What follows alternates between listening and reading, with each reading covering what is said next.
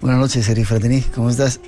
Muy bien. Ya estábamos ahí, ¿sabes? Estábamos en ello, o sea, que han escuchado la palabra, no se veía un carajo. Sí. Déjame que te presente, escritor, entre otras muchas obras, más de 20 libros has escrito. 23.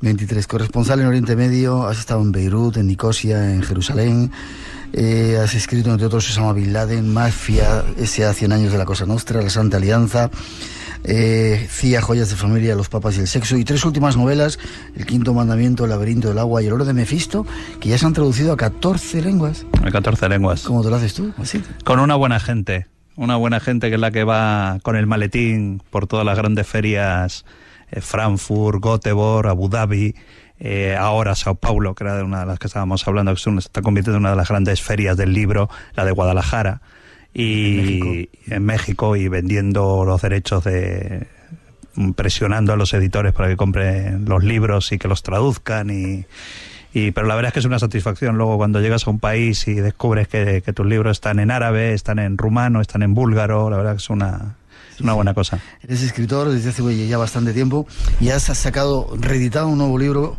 un libro antiguo, reeditado ahora, sí, renovado, ONU, Historia de la Corrupción. Y yo pregunto, ¿cómo te da tiempo primero a sacar? Primero, ¿por qué ese interés por todos estos temas escabrosos de la política, de militares, de conspiraciones, etcétera? El tema de este libro fue por un tema personal. Tú sabes que yo trabajé para Naciones Unidas entre el año 94 y el año 97, fui funcionario de la ONU, y me tocó cubrir con la unidad de televisión la crisis de los Grandes Lagos de Ruanda, la crisis de Ruanda con la unidad de televisión de la ONU, y nos pasó una, no sé si llamarlo anécdota porque no lo es.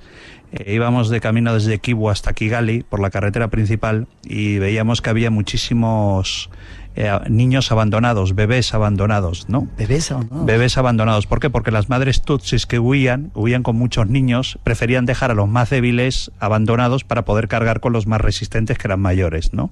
Y entonces nosotros nos dedicamos a recoger a todos esos niños y nos sucedió una cosa, y es que intentamos entregarlos en los puntos de entrega que tenía Cruz Roja Internacional y el ACNUR, el Alto Comisionado para los Refugiados, conjuntamente con UNICEF, ¿no? Y entonces, claro, llegábamos a muchos puestos de esto y decían que no querían que les entregásemos los niños porque no tenían dinero para mantenerlos. Y claro, luego nosotros salíamos de cubrir ese conflicto y volvíamos a Nueva York, donde veíamos el derroche de dinero.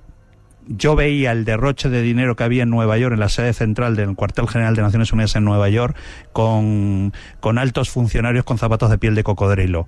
Y entonces aquello me indignó personalmente y dije, a tomar por saco, voy a escribir un libro que se llama ONU, Historia de la Corrupción. Y entonces empecé a recopilar muchísima información. Y luego tuve 2 grandes ayudas. Una fue Nelson Iriñiz Casas, que sí que puedo decir su nombre. Él fue embajador de Uruguay ante la ONU en los años 60. Él tuvo la valentía en el año 64 de escribir un libro que se llamó Corrupción en la ONU, donde ya explicaba un poco los orígenes de la corrupción dentro de la organización con la creación de la ONU.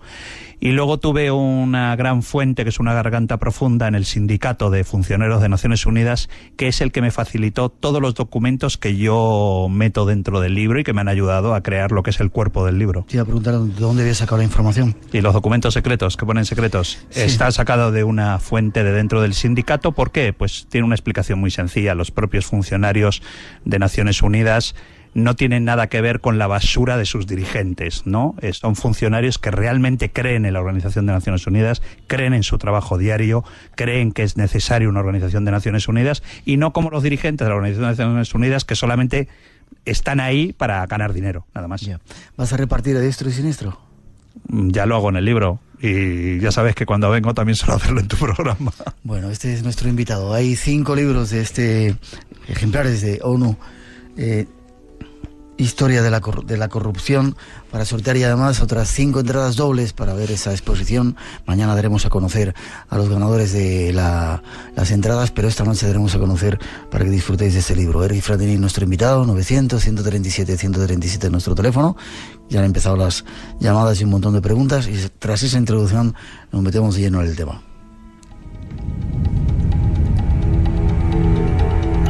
Algunos datos de la ONU.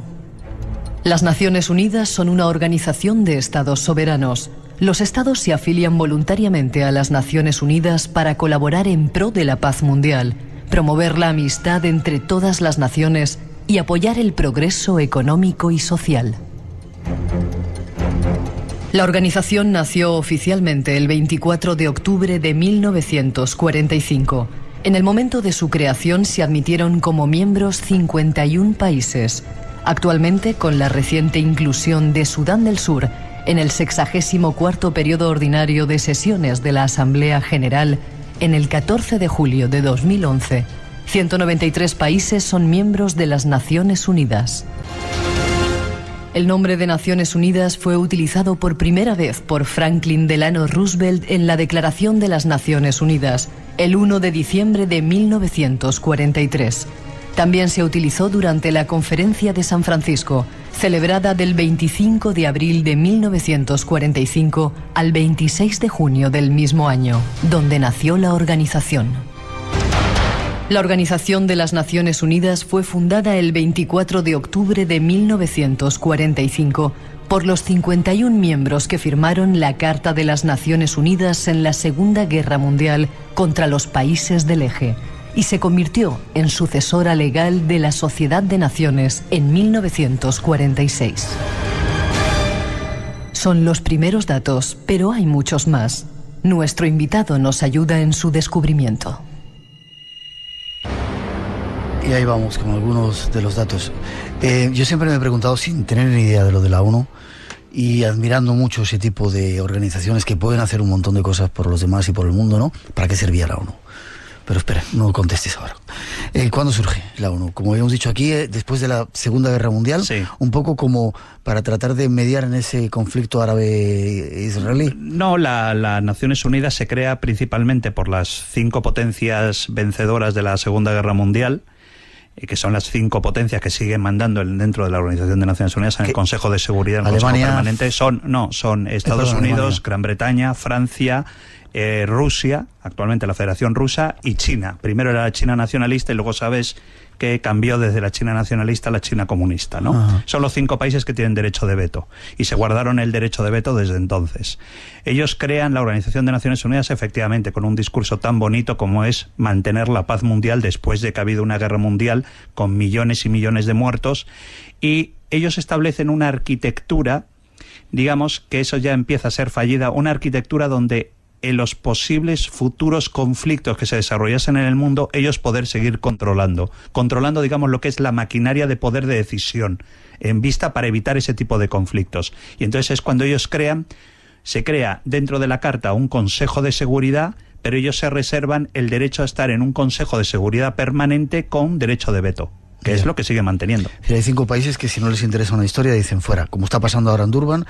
Como está pasando en Siria, por ejemplo. Bueno, déjame que diga esto de reunidos ahí para tratar de frenar el calentamiento global y que no tengamos tantos gases, y Estados Unidos es el mayor contaminador igual que China, no quiero saber nada y no se toma ningún tipo de acuerdo, ¿no? Vaya claro. Organización, ¿no?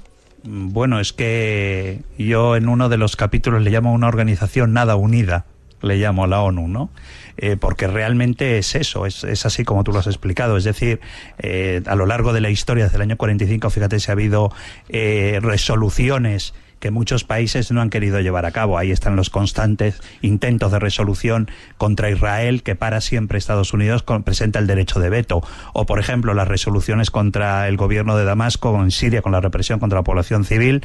Y hasta hace muy poco tiempo, Moscú, que ha sido el que ha sostenido al gobierno no solamente de Bashar el-Assad, sino anterior al jefe del Assad, el padre, ha sido el gran mantenimiento y ha sido el gran apoyo en el Consejo de Seguridad, y cada vez que se presentaba una resolución contra Siria, digamos, Moscú siempre presentaba el derecho de veto hasta la nueva resolución de la Liga Árabe, que se han echado para atrás. Por lo menos se han abstenido en la votación. Ya.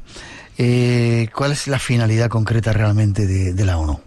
Bueno, la finalidad realmente es una cosa preciosa. Es el mantener la paz en el mundo, el evitar el calentamiento global, el evitar que grandes epidemias como el SIDA puedan afectar e infectar a muchísimas personas y curarlas. Supongo que el hambre también, ¿no? El hambre, acabar con el hambre también, esas cosas preciosas. Es decir, que el discurso es muy bonito, realmente. Lo que pasa que lo malo es que la ONU se ha convertido eso lo han convertido en un gran negocio. Luego me contarás cómo. ¿La sede está en Nueva York? La sede del cuartel general, bueno, hay dos Hay dos cuarteles, realmente. Uno en Estados Unidos, en Nueva York, que es el famoso edificio que todos conocemos a través de varias películas, y luego una sede en Ginebra también, que es muy importante. ¿Pagaban bien cuando trabajabas con ellos? Pagaban muy bien a los funcionarios. Además teníamos enormes privilegios. ¿Pasaporte diplomático? Viajábamos con pasaporte azul de Naciones Unidas como funcionarios de Naciones Unidas. Pero luego hay cosas curiosas. Por ejemplo, yo para entrar en España me veía obligado a entrar con el pasaporte español, porque si entraba con pasaporte azul de la ONU necesitaba un visado especial del gobierno español porque claro, yo no entro en España como un funcionario como tal, he entrado como un funcionario de Naciones Unidas y necesito un visado especial. Entonces, luego tienes muchos privilegios, tienes los privilegios diplomáticos dentro de zonas. Yo, por ejemplo, siempre me he movido en zonas de conflicto, ¿no? Yo cubrí la guerra de Chechenia para Naciones Unidas, cubrí el conflicto de los Grandes Lagos para Naciones Unidas, para la unidad de televisión. Entonces, de cierta forma, tienes ciertos privilegios con respecto a otros periodistas que están a lo mejor de Radio Nacional de España cubriendo el mismo conflicto que tú, pero teníamos otro tipo de privilegios. Ya. Los países que componen 150 y tantos, 190 y tantos ahora... 193. Sí. ¿Tienen que pagar una cuota por pertenecer a las Naciones Unidas? No, de ninguna forma. ¿No? Es el sello de entrada de Naciones Unidas es un sello de legalidad a un Estado como tal. Por eso Sudán del Sur, que es el nuevo Estado que ha sido hace unos meses aceptado, se le ha dado el curso de legalidad al aceptarlo como miembro de Naciones Unidas de pleno derecho, ¿no? Yeah. La situación cambia si es, por ejemplo, Palestina. Que ha habido ahí, que eso también te indica mucho de cómo está la propia ONU, de que una agencia de Naciones Unidas como la UNESCO acepte a Palestina como miembro de pleno derecho y Naciones Unidas proteste contra la UNESCO de decir que no tenía que haber hecho eso legalmente, ¿no? Entonces, bueno, te muestra un poco el caos en el que vive Naciones Unidas. Ya. ¿Y de dónde sale el dinero para...? Principalmente de Japón. Es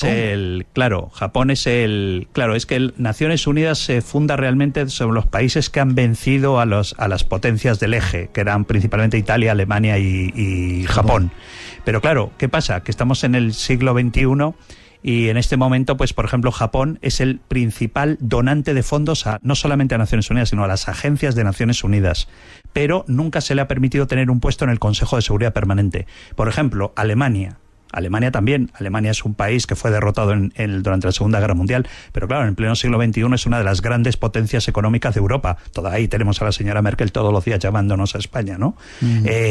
Y tampoco se le ha permitido jamás tener un puesto dentro del Consejo de Seguridad, tampoco se ha permitido tener un puesto en el Consejo de Seguridad Permanente, te digo, por ejemplo, a Brasil, que es una potencia emergente política y económica en la región, o por ejemplo la India, que es una potencia económica y demográfica dentro de la región, y no se le ha permitido nunca tener un puesto en el Consejo de Seguridad. Pero bueno, eso es lo que marca la propia estructura, que está dañada, la propia estructura. Los que controlan son esos 5 países que nos has dicho antes, ¿no? ¿Hay algún otro tipo de organismo que delibere o que sea democrático para tomar decisiones? Bueno, la democracia democrático realmente en las Naciones en Naciones Unidas no hay nada democrático. Es decir, hay una asamblea general formada por los representantes de los 193 estados que votan resoluciones de la Asamblea, pero claro, esas resoluciones de la Asamblea tienen que ser elevadas al Consejo de Seguridad para que sean ratificadas por el Consejo de Seguridad. Y claro, ¿cuál es el problema? Que se encuentra con el choque de 5 países que de repente te dicen que no, que esa no le gusta porque va en contra de sus intereses políticos o económicos y por lo tanto presentan el derecho de veto. Y con que uno presente el derecho de veto, la resolución no es aprobada. Ya no sirve, ¿no? No. Qué curioso. Quizá veremos después de esto, mejor dicho, porque sacan una resolución y no le hacen caso el resto de los países. Entonces, ¿para qué, iba a decir, sirve hacer ese tipo de resoluciones? Métase ahí un palabrón.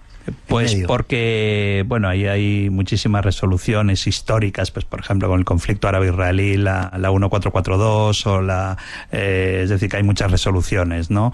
Pero bueno, son unas cuestiones políticas que en ese momento han sido aprobadas, pero porque estaban dentro de una situación que se vivía a lo mejor como era la Guerra Fría, en las cuales se aprobaban resoluciones principalmente para fastidiar al enemigo, que era la Unión Soviética, y la Unión Soviética para fastidiar a Estados Unidos, que era su enemigo dentro de las Naciones Unidas, porque Naciones Unidas, claro, la gente tiene que saber que Naciones Unidas, aunque lo vean tan bonito y se vayan a hacer fotos cuando visitan Nueva York, Naciones Unidas es un escenario más bélico, es un escenario más de un conflicto bélico. Es decir, cuando ha sido la Guerra Fría, los pasillos de la ONU han sido grandes escenarios de la Guerra Fría, de combates de espionaje en la propia sede de Naciones Unidas. Cuando ha sido el conflicto en Yugoslavia, pues exactamente igual. La ONU ha sido un escenario más de ese conflicto. La guerra entre los árabes y los israelíes también ha sido un escenario más de ese conflicto. Es decir, es un escenario político más. Lo que pasa que en vez de dispararse por los pasillos, se lanzan resoluciones y documentos entre ellos. Que no sirven de mucho a veces. Que no sirven de nada. Bueno, hay una anécdota que yo cuento en el libro, que al principio de Naciones Unidas, cuando se estaba estructurando Naciones Unidas, la Unión Soviética, los delegados de la Unión Soviética, un jovencito llamado Andrei Gromyko, sí. ¿Lo recuerdas? Sí. Andrei Gromyko, que fue uno de los grandes políticos que tuvo la Unión Soviética, ministro de Asuntos Exteriores, era el delegado, el jefe de la delegación soviética. Y cómo hacían, se quejaban de que, claro, que Estados Unidos y Gran Bretaña realmente nunca les pasaban los documentos necesarios para apoyar luego cuando se estaba construyendo la propia Naciones Unidas. Y entonces Estados Unidos, ¿qué empezó a hacer? Empezó a hacer lo que le llaman inundación de documentos. Y entonces, por ejemplo, metían el documento importante a lo mejor con 1.500 documentos. Y entonces se los enviaban todos a la delegación soviética para que se leyesen todo. Claro, no les daba tiempo a leer todo. Entonces, claro, no podían negar de que se les había entregado el documento. Era una de las tácticas ejercidas por Estados Unidos y por Gran Bretaña. 900-137, por si queréis preguntar, y esta noche vamos a tener la oportunidad de conocer muchos datos de esta organización. Un montón de preguntas. Dicen si la ONU es un órgano de control de la trilateral. No, la Comisión Trilateral no tiene nada que ver. Es decir, está Estados Unidos y Gran Bretaña sentados en el Consejo de Seguridad, que muchos miembros de la Comisión Trilateral están dentro del gobierno estadounidense, no solo en la administración demócrata, también en las republicanas, ¿no? Y en Gran Bretaña exactamente igual. La Comisión Trilateral tiene mucho que decir también, pero no por eso podemos decir que la ONU esté controlada por la Comisión Trilateral o por el Bilderberg, ni nada de eso. Pregunto también que por qué Rusia y China comunistas se les permite estar en la ONU. No sé qué. Bueno, porque a esa persona le respondería porque la propia estructura está mal. Yo defino la creación de Naciones Unidas, y además para que la gente lo entienda muy fácilmente. Naciones Unidas es como si tú construyes un gran edificio de muchos pisos con aluminosis. ¿Sabes? Que tiene la enfermedad del hormigón. Entonces yo te digo, Miguel, es que este edificio está enfermo. Y tú me dices, no te preocupes, Eric, porque lo que vamos a hacer, lo vamos a poner una decoración de interiores maravillosa, unas alfombras persas alucinantes, unos paneles en las paredes de madera de caoba increíbles. Pero, ¿cuál es el problema? Que realmente el edificio sigue enfermo. Entonces, ¿cuál va a ser el problema? Que en el futuro lo más seguro es que el edificio se caiga, la estructura de la propia Organización de Naciones Unidas. Entonces, claro, es que estamos hablando de la actual Federación Rusa o de la actual Estados Unidos o de la actual China, que tienen mucho que desear en muchos puntos con respecto al respeto de los derechos humanos, pero claro, es que no se ha cambiado la estructura de Naciones Unidas, y la Organización de Naciones Unidas dice que esa gente, esos países, tienen puestos dentro del Consejo de Seguridad con derecho de veto, y eso no ha cambiado ni cambiará. Ya, ni cambiará. Dime otra cosa, ¿toda la gente representante de los países cobran de la Asamblea? ¿Cobran o...? No, cobran de los países, es decir, la delegación de España, la delegación de nuestro embajador ante las Naciones Unidas es un miembro de nuestro cuerpo diplomático. Lo que pasa es que en vez de estar acreditado en un país, está acreditado en la Organización de las Naciones Unidas en Nueva York, y cobra del Estado español. Lo que pasa es que luego, lo que es la estructura de las Naciones Unidas, una parte, la financiación de la Organización de Naciones Unidas como tal, se financia con mis impuestos. Mis impuestos, los tuyos, claro, ¿sí? Una parte de los presupuestos generales del Estado tienen una partida destinada a organismos internacionales. Y esos organismos internacionales, una gran parte, la mayor parte, se va a ONU y agencias de la ONU. Es decir, tus impuestos y los míos. Por eso te preguntaba antes cómo se financiaba, si los países tenían que pagar por entrar allí. No tienen que pagar. Lo que pasa que, es decir, tienen una especie de cuotas, que luego además esas cuotas luego no son reales, porque por ejemplo luego hay una misión de pacificación de fuerzas de paz y claro, tú puedes aportar o bien tropas, es decir, que paga el propio país, como está haciendo España en muchos países, que están haciendo una gran labor nuestras tropas, o puedes poner dinero, es decir, tú decir, no envío tropas, pero sí pongo dinero para esa misión de pacificación. Es decir, que puedes aportar fondos de muchas maneras. Ya. Antes de pasar a la segunda parte, para hablar un poquito de cosas más concretas, decías que lo peor son los dirigentes. Ha habido dirigentes muy extraños a lo largo de la historia. ¿De la ONU? ¿Por qué te ríes? Sí, de la ONU, sí. Porque ¿qué le dices extraño? ¿Corruptos te refieres? Yo prefiero dejarlo ahí. No tengo pruebas, yo no sé. Bueno, ha habido verdaderamente dirigentes que han sido una basura, que deberían estar en el Tribunal Penal Internacional, ¿no? ¿Por ejemplo? Pues por ejemplo, el propio Kofi Annan, al que le dieron el Premio Nobel de la Paz, debería estar ante el Tribunal Penal Internacional. A él se debe sobre su espalda tiene 880.000 muertos, tiene sobre sus espaldas. ¿Por qué? Mira, te voy a contar los dos casos que yo lo acuso en el libro. Yo lo acuso a él en el libro de eso. La primera es cuando él era vicesecretario general de Naciones Unidas para operaciones de pacificación, de fuerzas de paz de la ONU, ¿no? Lo que son los cascos azules. Hablaremos dentro de un momentito. Él recibe una comunicación secreta del general Romeo Dallaire. Romeo Dallaire era un general canadiense, el jefe de la misión de Naciones Unidas en Ruanda, indicándole en un documento, en un telegrama secreto y confidencial, que las milicias hutus se están armando y como no detengan el armamento, el rearme de las milicias hutus, van a terminar habiendo una masacre de la minoría tutsi en Ruanda. Esto sucede un mes antes de que comiencen las matanzas.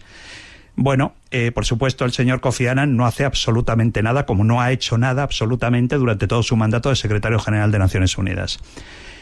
¿Qué pasa? Él alega, cuando se desarrollan las matanzas que mueren 800.000 personas, son asesinadas en Ruanda, en la primera declaración que él hace públicamente, con lágrimas en los ojos, el muy, te iba a decir jodido hipócrita, es que él dice que ese telegrama él nunca lo recibió, que ese telegrama es falso.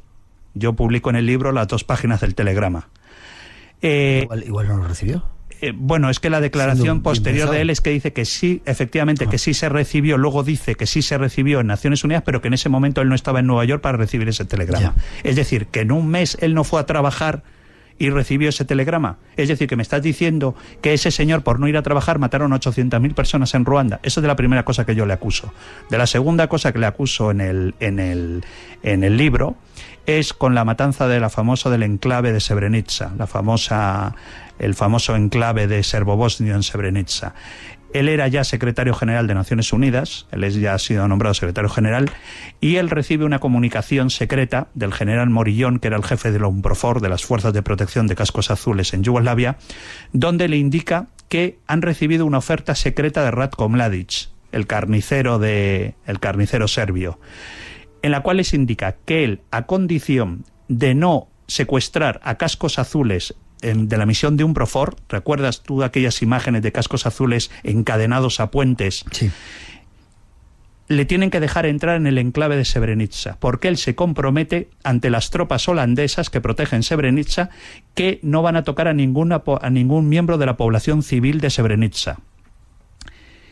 Esa comunicación, ese documento de 6 páginas, yo publico algunas de las páginas en el libro, llega al secretario general y el secretario general autoriza la entrega de Srebrenica a las tropas de Ratko Mladic. ¿Qué hicieron las tropas de Ratko Mladic? En una semana mataron a 8.000 personas que las metieron en fosas comunes, ¿no? Bueno, pues ahí está el señor Kofi Annan intermediando aquí en el problema vasco, se le dio luego el Premio Nobel de la Paz. Es decir, que ese tipo, te pongo un ejemplo, como un secretario general de la ONU. 2:36, 1:36 en las Islas Canarias. Hay más datos que queremos daros. Eso lo dice, me tengo que quitar 8 balones fuera. Eric Fradinis quien lo cuenta, dice pruebas de todo ello y hay más cosas que queremos contaros. 900-137-137 por si queréis intervenir en este programa y en este concurso que tenemos hoy. Muchos son los misterios que se esconden tras los muros de la Organización Mundial de Naciones. Entre ellos la seria acusación de corrupción. De ella dicen algunos investigadores. La ONU es un inservible y carísimo aparato de burocracia internacional que nunca, ni una sola vez, ha podido impedir ni lograr una paz justa en ningún conflicto. Y desde siempre ha sido una organización de múltiples negociados, corrupción y violaciones de derechos humanos. Varias de las personalidades que la han dirigido, los secretarios generales, han sido títeres de las grandes potencias y multinacionales. No faltó uno de ellos, Kurt Waldheim, con un comprometido pasado militar como oficial nazi, quien solo fue descubierto cuando fuera posteriormente presidente de Austria. Hubo otro, el sueco Dag Hammarskjöld, que pareció tomarse su trabajo en serio y murió en un accidente de aviación, acordándosele el Premio Nobel de la Paz post-mortem. Un periodista francés denunciaba no hace mucho otro cargo contra algunos miembros de la ONU, el contrabando.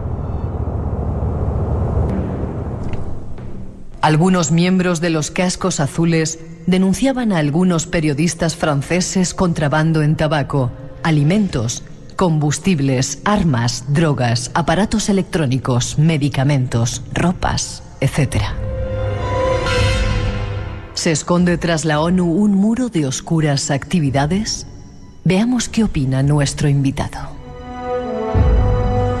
¿Qué opinas, Eric, acerca de todo esto que hemos contado? Que no lo decimos nosotros, son datos que hemos recabado de otros documentos y de otros periodistas franceses. Pues sí, pero además es que yo incluso en el libro te cito hasta con nombres y apellidos, pero casos de corrupción absolutamente brutales, no castigados por los secretarios generales, porque también, mira, hay una organización dentro de Naciones Unidas que se llama la OIOS, son las siglas en inglés de Oficina de Servicios de Vigilancia Interna, que funciona como una especie, para que la gente lo entienda, como una especie de policía de asuntos internos.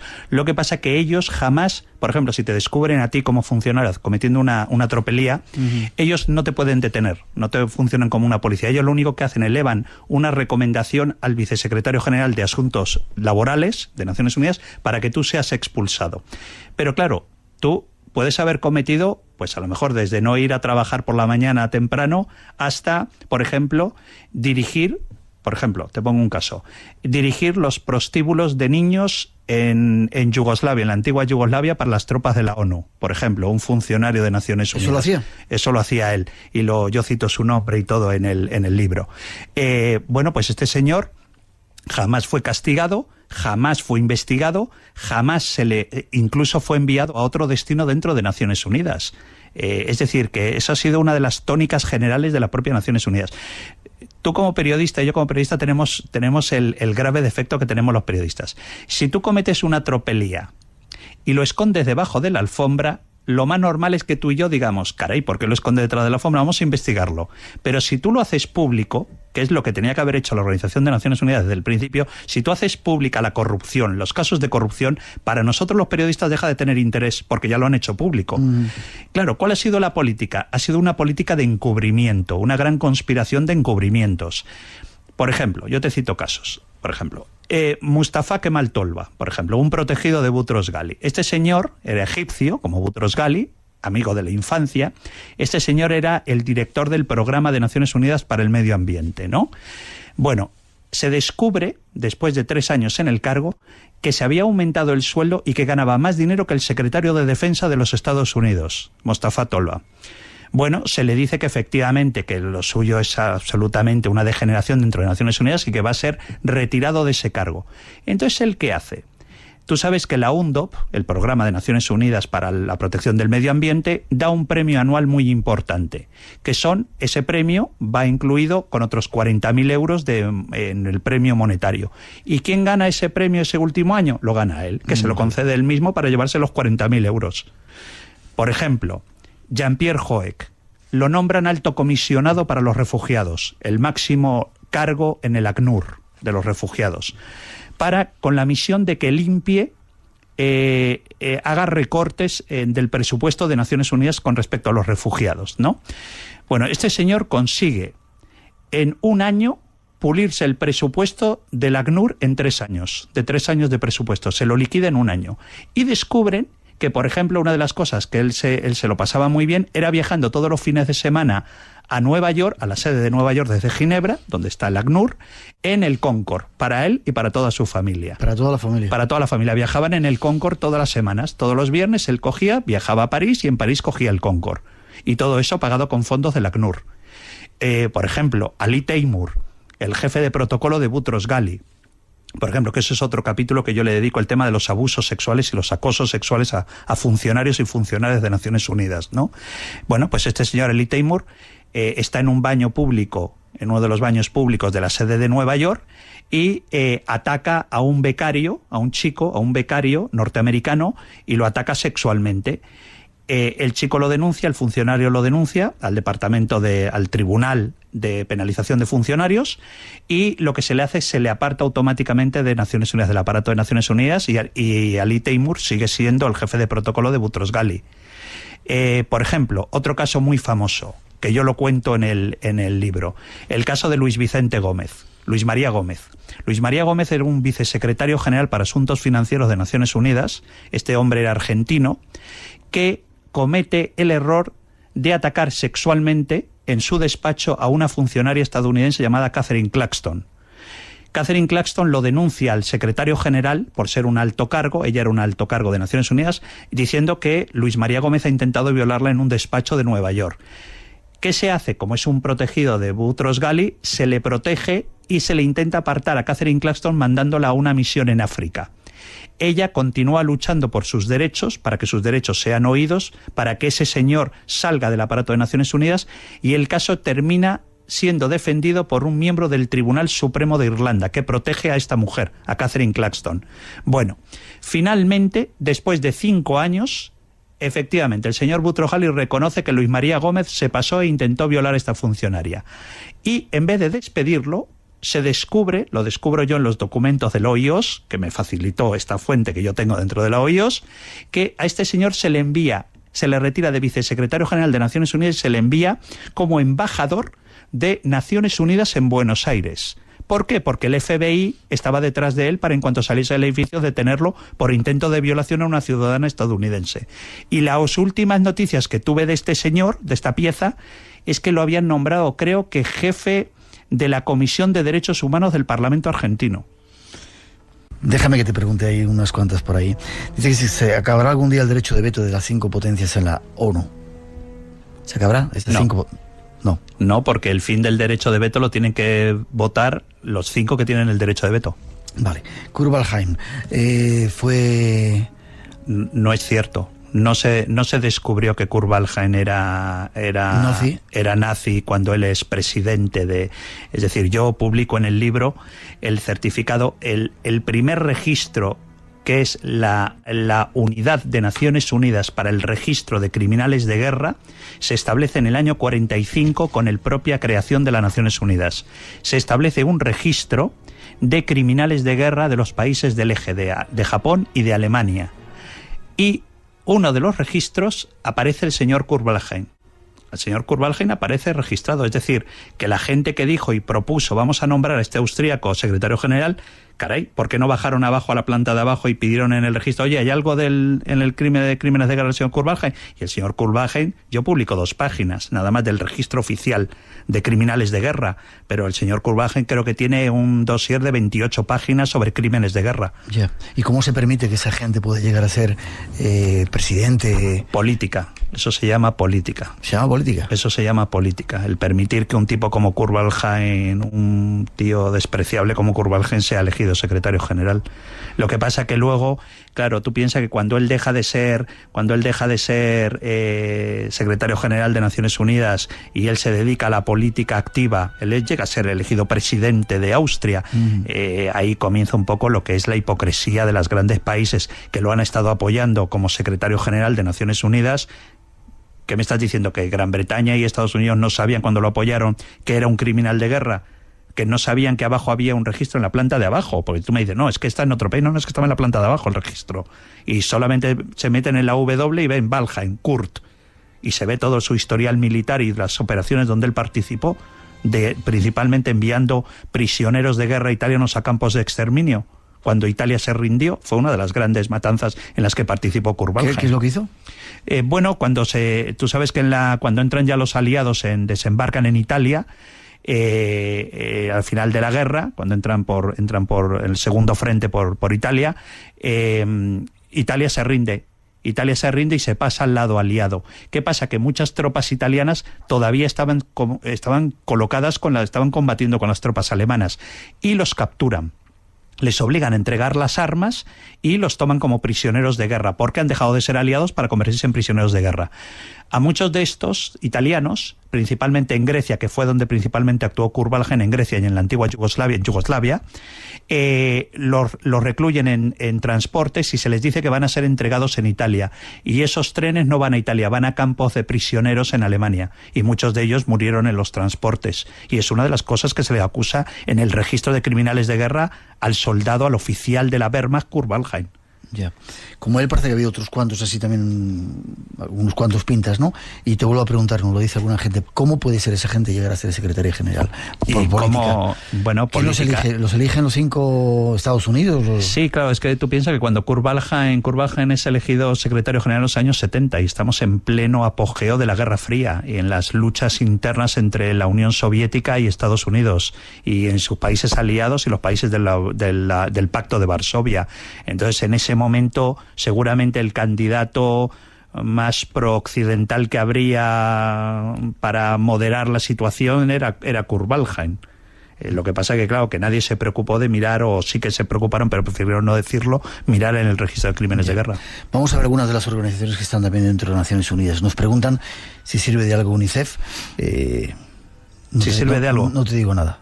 Si sirve de algo UNICEF. Sí, es decir, mi libro ataca a la basura de los dirigentes, no ataca a los funcionarios de Naciones Unidas, que hay miles y miles de personas en los 193 estados de Naciones Unidas haciendo una gran labor. Son los que se dedican todos los días a ir a los campos de refugiados, a ayudar a las mujeres a parir, a dar vacunas a los niños, a dar de comer, y son gente que no están en Nueva York viviendo fantásticamente, son médicos que han estudiado en grandes universidades en España, en Gran Bretaña, en Francia, en otros países, y están en un campo de refugiados ayudando a la gente. Es decir, mi libro es una protesta, es un grito de protesta contra esa gente, esos dirigentes que ganan miles y miles de dólares, ¿no? Y que luego son los que dicen que misiones del ACNUR necesitan recortes porque no tienen dinero para llevar a cabo esa ayuda que deben llevar. Ya.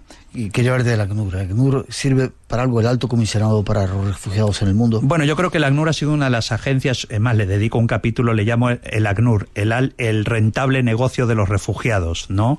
El ACNUR ha sido verdaderamente una de las mayores agencias de corrupción dentro de lo que es la órbita de agencias que circulan alrededor de Naciones Unidas, ¿no?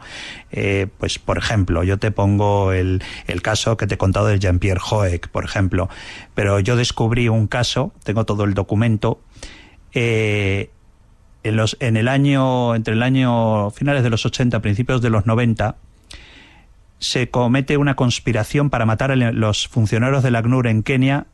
Organizan una conspiración para matar al embajador americano en Nairobi, en la embajada estadounidense en Nairobi.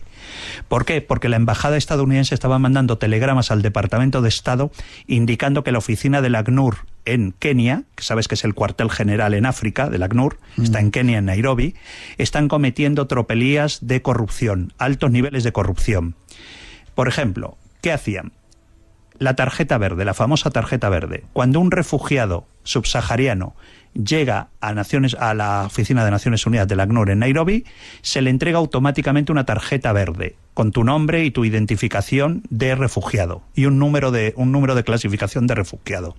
Esa tarjeta te permite acceder a los campos de refugiados controlados por la ONU y, por supuesto, acceder a medicamentos para tus hijos, a las raciones de alimentos. Entonces, ¿qué pasa? Descubren que, claro, que están cobrando por esas tarjetas los funcionarios de Naciones Unidas. Cobraban por ellas. Cobraban, pero claro, tú dirás, ¿y cómo les pagaban si no tenían dinero? Bueno, pues entonces, por ejemplo, decían, bueno, tú eres refugiado y quieres entrar en un campo mejor, de mejor categoría, de mejor clasificación dentro de Naciones Unidas, ¿no? Tú decías, sí. Bueno, ¿y no tienes dinero para pagarnos? No, no tengo dinero. Pero bueno, tienes una hija de 14 años y una hija de 12. Nos cedes a tus hijas para temas sexuales y nosotros te damos una mayor clasificación para toda tu familia para campo de refugiados. Eso se llegó a hacer aproximadamente en unas 700 ocasiones. ¿Sí? Sí, por funcionarios del ACNUR. ¿Qué pasa? Lo empieza a denunciar el embajador americano, la embajada estadounidense en Nairobi, al Departamento de Estado. Se le envía una carta, un día el embajador americano recibe una carta firmada por Al Qaeda, diciendo que van a matarlo. ¿Qué pasa? Que cuando es una amenaza a un alto funcionario del Departamento de Estado, entra en juego el FBI.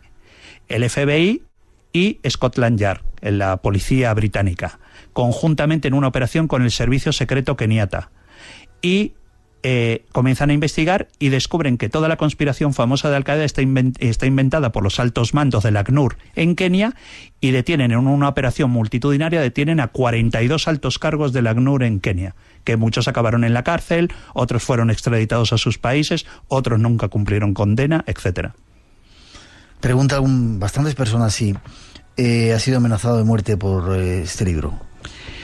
¿Te han amenazado? ¿Te han puesto alguna demanda? Preguntan también. Mira, me amenazó con demandarme en el año 2005 Ruud Lubbers, el que fue primer ministro de Dinamarca, que luego fue nombrado por el señor Kofi Annan. Era una basura de tipo y lo nombraron alto comisionado para los refugiados, ¿no? Este señor, te digo ahora por qué es una basura.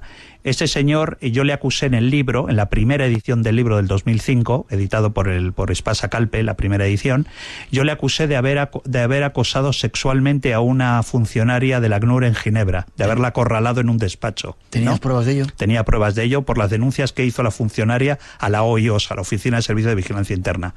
Y bueno, el ACNUR, los abogados del alto comisionado me amenazaron con demandarme, llevarme a los tribunales. Yo dije que no había ningún problema, yo me presentaba con mi documento debajo del brazo y con los abogados del Grupo Planeta en Ginebra para responder a la demanda. Y finalmente la demanda no salió adelante porque yo me había equivocado, porque no era una, eran 8. Y él tuvo que dimitir como alto comisionado para los refugiados. Él había intentado acosar sexualmente a 8 altas funcionarias de Naciones Unidas y tuvo que dimitir. Nos quedan 3 minutitos antes de pasar a hablar de otro grupo, los Cascos Azules. El ACNUR comercia con el dinero no solamente de los refugiados. Es decir, ¿hay más tipo de comercio de ese que nos has contado en otras partes del mundo?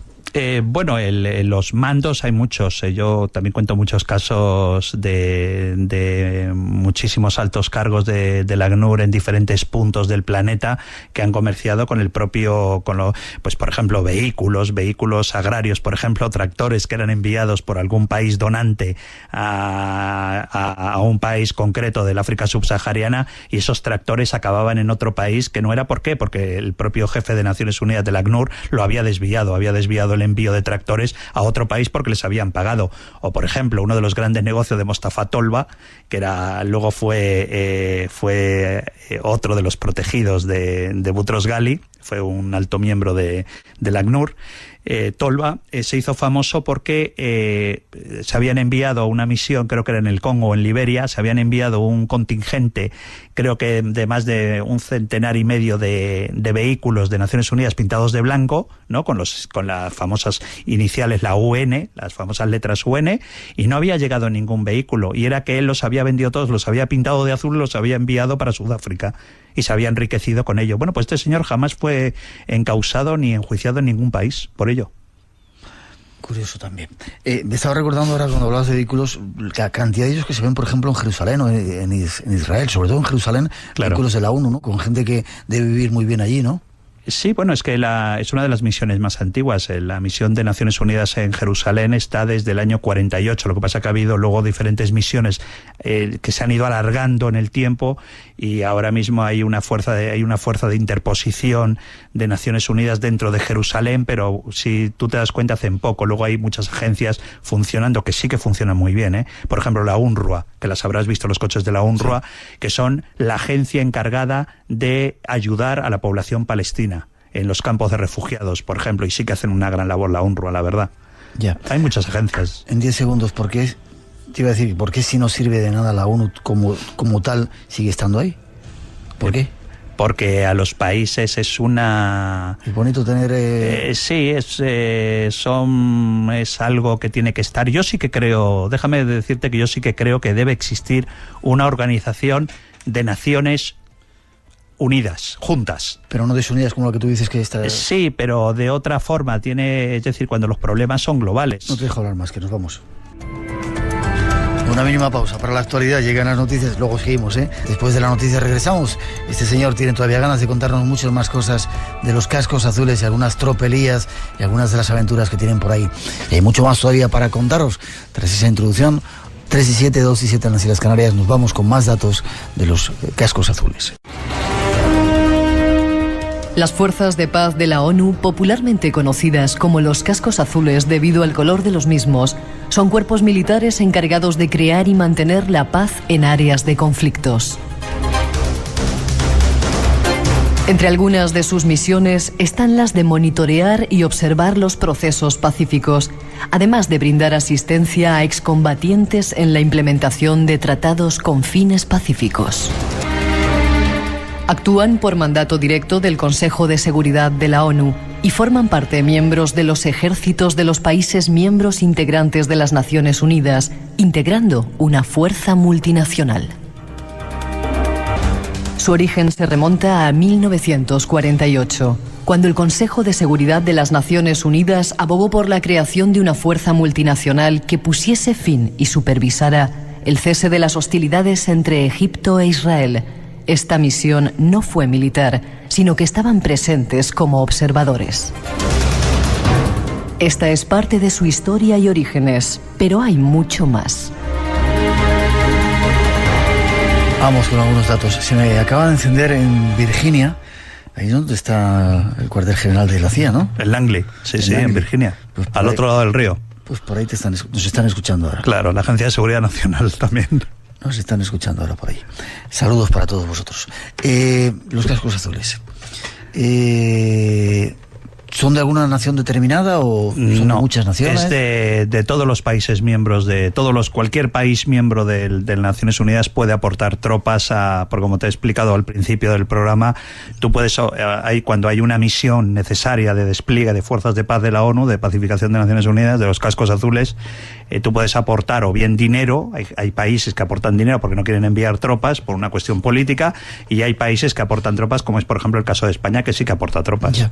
Es decir, que no hay un ejército formado por las Naciones Unidas que pertenezca a él, sino los integrantes vienen de diferentes ejércitos. Hace unos 5 años, 6 años, se creó una fuerza de reacción rápida formada por cuerpos de élite de diferentes países, miembros de Naciones Unidas, para que en caso de una situación, pues por ejemplo, que no suceda otro Ruanda, puedan desplegarse rápidamente fuerzas de interposición para frenar un caso de un genocidio, por ejemplo. Vale, vamos a hablar de casos concretos. Yo la verdad que pocas veces me indigno, pero me indigné en 2 ocasiones. Una de ellas es en Ruanda, viendo que estaban masacrando a 1 millón de personas. Tú has dicho 800.000. 800.000 personas. Hablaban de 1 millón de personas. Sí. En un mes, además, se los machacaron, sí. Y que las Naciones Unidas estuvieran allí y no hicieran nada, pero...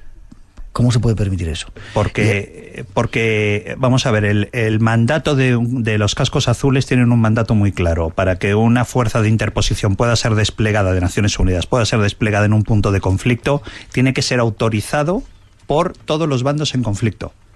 Eso es realmente lo que tiene que ser. Por todos los bandos en conflicto. Por todos los bandos en conflicto. Todas las posiciones de conflicto tienen que aceptar que haya una fuerza de interposición dentro de Naciones Unidas, dentro de su país o de su zona, la zona de conflicto. Y claro, esas cosas muchas veces no suceden porque muchas de los bandos en conflicto están violando los derechos humanos y no quieren testigos. Y los cascos azules pues pueden ser testigos realmente molestos para muchos casos de estos. Entonces sirven de poco.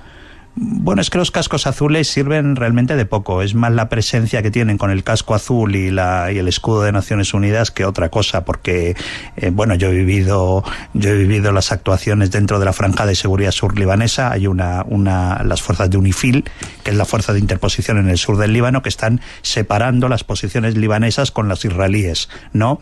Y bueno, yo estuve un tiempo con las fuerzas aéreas italianas adscritas a los cascos azules, y claro, el coronel, que era el jefe del mando italiano, me decía que muchas veces les sucedía que les avisaban desde Israel, decían, oye, hoy no voléis.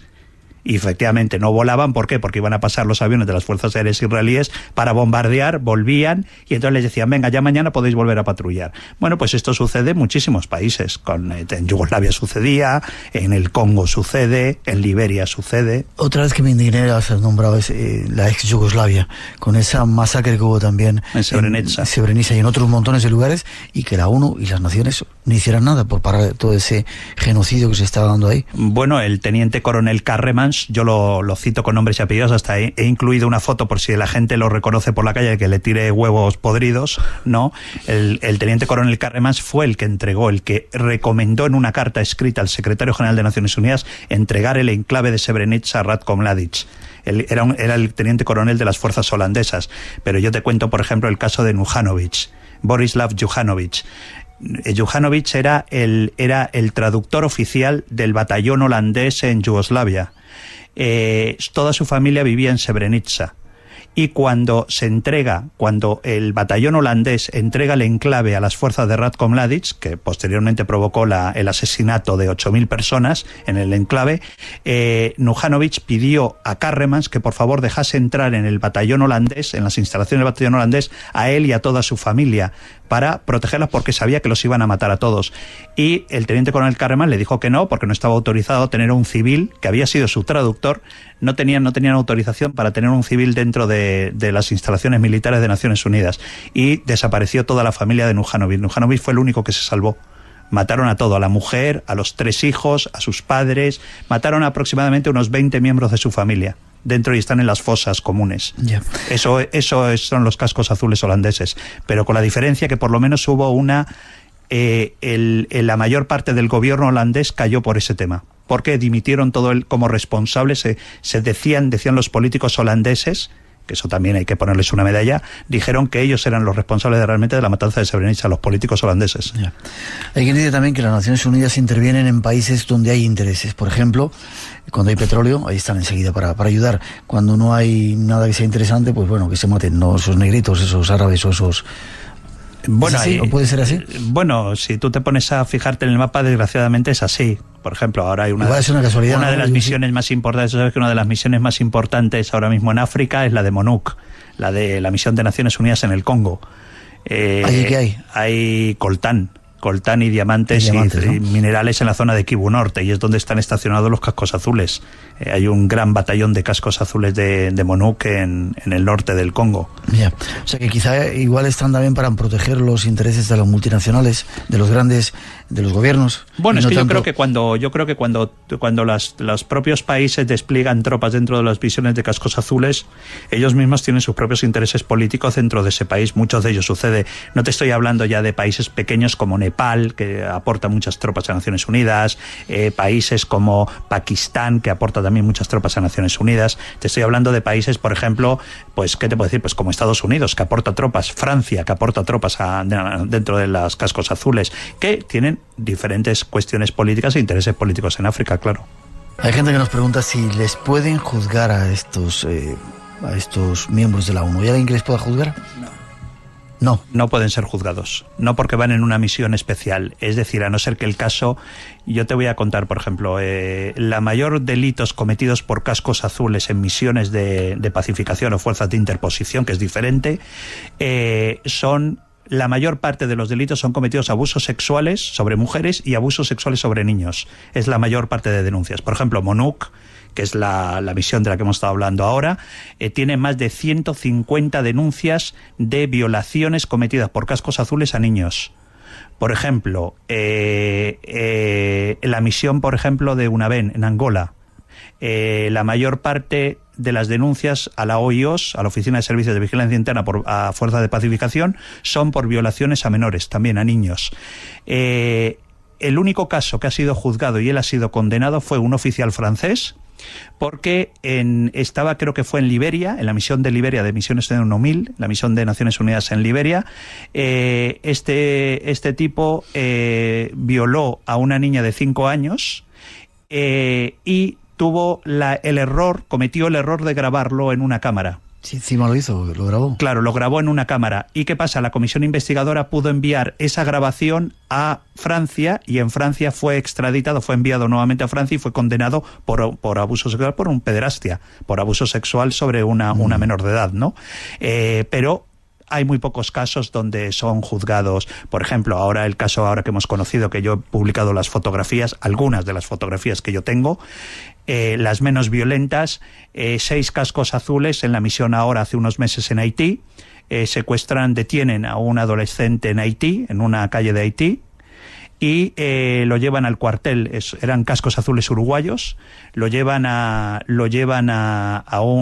batallón, a un cuartel del batallón uruguayo en la misión de Haití, y lo sodomizan y lo tienen violándolo durante toda la noche al adolescente, con tan mala suerte que uno de ellos fue tan idiota que lo grabó, y la grabación se publicó y aquellos fueron enviados a Uruguay, y ahora lo que se está discutiendo en Uruguay es si son juzgados, porque claro, supuestamente hay países que no reconocen el delito porque el delito está cometido fuera de las fronteras del país. Entonces, claro, no han cometido el delito dentro del país. Entonces, claro, muchos de ellos tienen patente de corso. Nos preguntan también por los españoles. ¿Qué tal se apartan los españoles? Pues mira, déjame decirte que me siento orgulloso de tener en este caso, pocas veces me siento orgulloso de eso, pero me siento orgulloso de tener el pasaporte español porque los estuve investigando duramente a ver si encontraba algo de los españoles, porque como el libro iba a salir publicado aquí en España, digo, a ver si encuentro algo contra los españoles, y curiosamente no hay ni una sola denuncia contra ningún miembro de las Fuerzas Armadas Españolas en misiones de paz, no hay ninguna, no pude encontrar ninguna, aunque sea un robo, y porque dije, caray, por lo menos si están acusados de robo, o de tráfico de drogas, o de tráfico de alcohol, lo voy a poner y lo voy a denunciar en el libro, y no encontré ni una sola denuncia. Son bastante queridos nuestros soldados, estaban en algunos lugares donde estaban ellos. Por lo menos me merece mucho respeto. Sí. Me merece mucho respeto porque luego tú te ves, por ejemplo, las denuncias a otros cascos azules canadienses, tienen cantidad de acusaciones por violación a niños. La más brutal es la que cometieron en UNAVEN, en la misión de Angola, que fue absolutamente brutal, denunciado por la esposa de Nelson Mandela, porque nadie lo había denunciado. Que lo cuento en el libro, es brutal. Es una niña de 12 años que pierde una pierna con una mina, es trasladada urgentemente a un hospital de UNAVEN, de la misión de UNAVEN de los cascos azules canadienses, y durante toda la rehabilitación de la niña es violada en el hospital por diferentes soldados canadienses. Y el hecho se hizo público cuando Graça Machel, la esposa de Nelson Mandela, lo denuncia abiertamente a los medios. Hay gente que puede llegar a hacer esas cosas, qué increíble, ¿no? Pero me parece repugnante. Yo empiezo el capítulo de los cascos azules con una cita de un diplomático de Naciones Unidas que dice: si un casco azul llega a tu pueblo, corre, porque tu vida vale menos que la suya. Y es una cita de un funcionario, y yo cito el nombre del funcionario que dijo esa famosa frase. Camboya, ¿qué ocurrió? En Camboya exactamente igual. En Camboya fue una de las más grandes, APRONUC, fue una de las más grandes misiones de cascos azules desplegadas después de la guerra de las limpiezas con el Khmer Rojo de Pol Pot. Y bueno, lo que fue al final se convirtió en una absoluta. Yo estuve en Camboya cuando yo estuve en Naciones Unidas, estuve destinado en Camboya y en Phnom Penh, exactamente en el cuartel de Phnom Penh, y realmente, claro, de repente a un país como Camboya llegaron más de 25.000 extranjeros de Naciones Unidas, porque claro, llegaron mucho personal militar, personal del ACNUR, personal de UNICEF, y bueno, aquello se convirtió realmente en una de las peores misiones con respecto a la violación de menores, porque se descubrió, por ejemplo, que las tropas pakistaníes tenían prostíbulos con menores de edad, que solamente les atendían a ellos. Soldados canadienses, soldados estadounidenses, soldados franceses, soldados británicos, el batallón italiano, todos tenían sus propios prostíbulos con menores de edad en Camboya. Sigo mirando algunos. ¿Somalia? En Somalia principalmente fueron parte dentro de la operación Devolver la Esperanza, la famosa misión de Black Hawk derribado.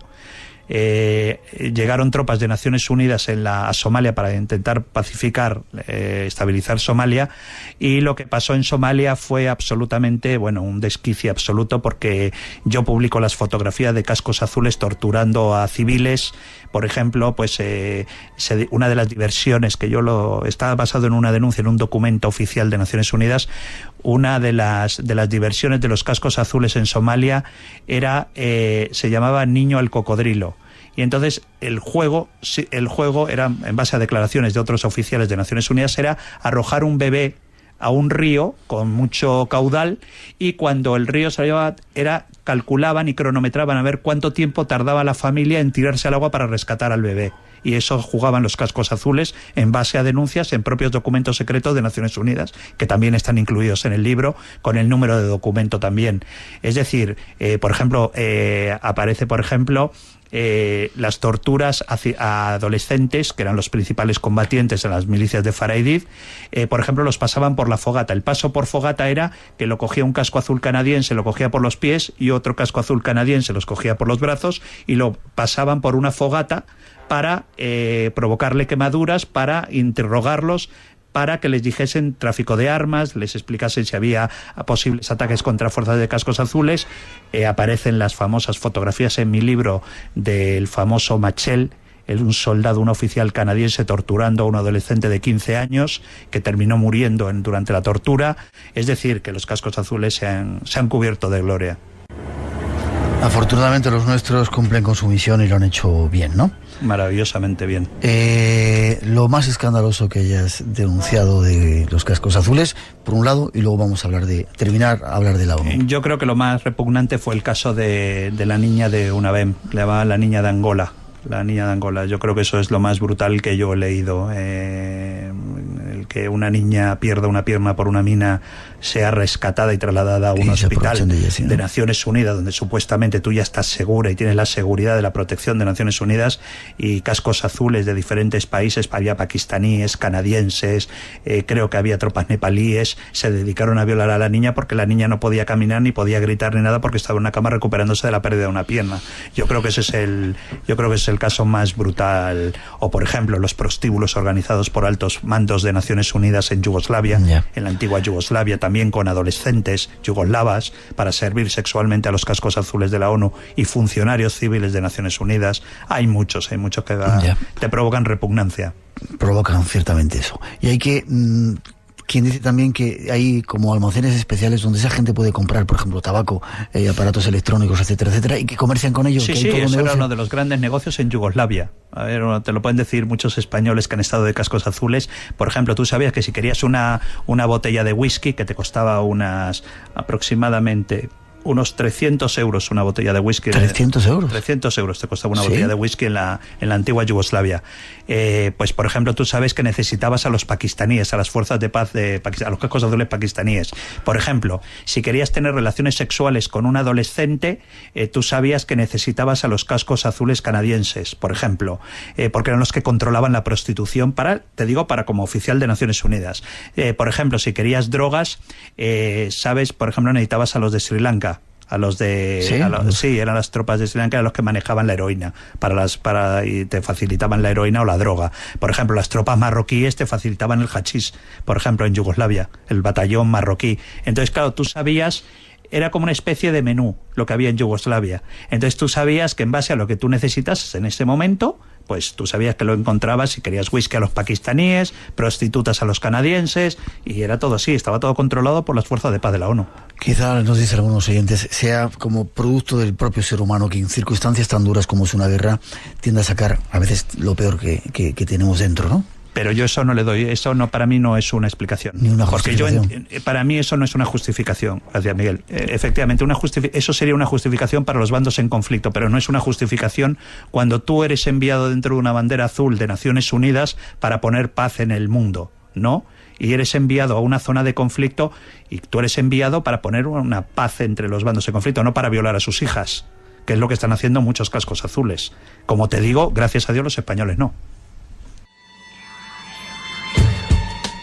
Terminamos, Eric. Entonces de poco sirven las Naciones Unidas o las Naciones Desunidas estas de las que hemos hablado. Yo te repito, esta Organización de Naciones Unidas que conocemos no debería existir. Deberíamos demoler el edificio enfermo, ¿no? Porque era como decía un alto funcionario de Naciones Unidas, la corrupción está metida dentro de el propio ADN de las Naciones Unidas, la corrupción, ¿no? Yo creo que este edificio que conocemos como Naciones Unidas, no el edificio de Nueva York, yo me refiero a lo que es la organización. hay que desmontarla absolutamente y volverla a construir una organización del siglo XXI. Donde ahora países que en aquel momento eran muy malos porque habían provocado una guerra mundial, ahora son países democráticos, países que donan enorme cantidad de fondos. Japón es el primer país donante de fondos a Naciones Unidas, tienen que tener un puesto de responsabilidad. Países como la India, países como Brasil, países como México, que tienen una gran influencia política, tienen que tener un puesto en el Consejo de Seguridad. Yo creo que Naciones Unidas es necesario. ¿Por qué? Porque lo que hablábamos antes, las enfermedades nos afectan a todos, el cambio climático, la capa de ozono nos va a quemar a todos, el sol nos va a quemar a todos la piel, da igual en qué país estés, ¿no? Los conflictos son generales ya. Cuando un país corta el grifo del petróleo nos afecta a todos. Y yo creo que necesitamos una organización de Naciones Unidas, no esta ONU que yo escribo. Ya. Ojalá sirviera esas denuncias para que eso cambiara. La última pregunta. ¿Se ha llevado cargamentos con medicamentos caducados a África para sí. SIDA y demás? Sí, absolutamente, sí. Sí. Se ha hecho de todo. Se ha hecho de todo, sí. Se ha hecho. Eso es uno de los grandes negocios de muchas agencias de Naciones Unidas. Han cedido medicamentos que estaban caducados que ninguno de nosotros tomaría porque que los laboratorios te dicen que bueno, que tampoco es necesario, ¿no? Pero aspirinas que el lunes ya no están caducadas, nosotros no las tomamos el martes. Bueno, pues parte de esos medicamentos son enviados a muchos países de África a través de las propias agencias de Naciones Unidas. Quizá vuelvo a decir, porque detrás de todo esto está el ser humano que a veces saca lo peor que tiene, aunque no es una justificación. No, para mí no es una justificación. Ojalá sirviera para cambiar las cosas. Eric, gracias. ¿Dónde se puede conectar contigo? En el Facebook, me pueden encontrar por ahí en el Facebook, en Twitter también, en mi página web ericfratini.com, y me pueden mandar preguntas que se les ocurra a la gente, yo siempre contesto. Ha sido un placer. ¿A dónde te vas ahora? Pues me voy el día 26, me voy a Japón, en una mini gira empiezo a publicar ahí en Japón y luego ya me dedico a recorrerme el país hasta Hiroshima, Kioto. Me voy a un país sintoísta para huir de las lucecitas de Navidad, tú lo sabes. A mí también, yo también empecé algo parecido. Qué bien vives, mamón. Yo me tomaré mañana, si es mañana por la noche, si Dios quiere, un té en el Cairo, a tu salud, posiblemente en Lefisagüen, acordándome de tus temporadas por ahí en el Cairo. Gracias, ha sido un placer. Gracias a ti, Miguel. Un abrazo.